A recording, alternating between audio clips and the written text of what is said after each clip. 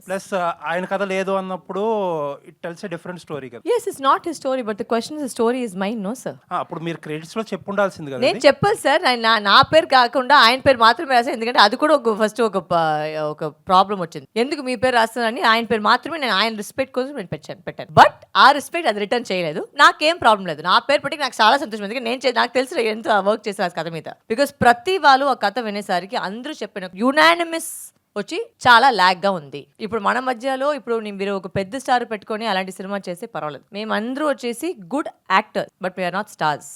So ఆ కథను ఎలా మేము జనాలు తీసుకువెళ్ళాలి, దాని మీద మేము వర్క్ చేస్తాం, చాలా వర్క్ చేస్తాం. సార్ రానే లేదు, అసలు ఒక్క సిటీ కూడా రాలేదు. ఎందుకంటే లేదు నాకు పెద్ద cinema, I'm not mentioning what all movies is doing, but okay he's doing చాలా పెద్ద సినిమా, అది కూడా నేను ఒప్పుకున్నాను. ఓకే సార్ మీరు బిజీగా ఉన్నారు, నో ప్రాబ్లం, నేను చూసుకుంటాను. సో అప్పుడు ఉన్నప్పుడు you should not be passing a comment like that. And to use the word rape on such a sensitive issue, that should not have come from a man like him. I'm sorry. It's very insensitive and it's extremely rude. You should know what word you're using, especially when the topic you've touched in the film, you know what the topic is. So I think you should be careful of what words you can use. And I'm saying this because నాకు కావాలంటే నేను చాలా కథలు తీసేవాళ్ళు చెప్పేవాళ్ళు, but నేను అలాంటి మనిషి కాదు. నేను అందరినీ ప్రతి వాళ్ళని నేను చాలా గౌరవిస్తాను, వాళ్ళకి మర్యాద ఇస్తున్నాను. So I don't want to get down to the level of telling you what all happen for me to come to this point. అంటే మేము మామూలుగా ఒక డిసిషన్ రాలేం కదా. ఒక డిసిషన్ తీసుకోవాలంటే ఇంత పెద్ద డిసిషన్ తీసుకోవాలంటే దాంట్లో చాలా నడిచిన తర్వాత ఇది అంతే వచ్చింది. నేను అంతే అంతలో కాదు అవన్నీ చెప్పేదానికి. So I'm not getting in to that.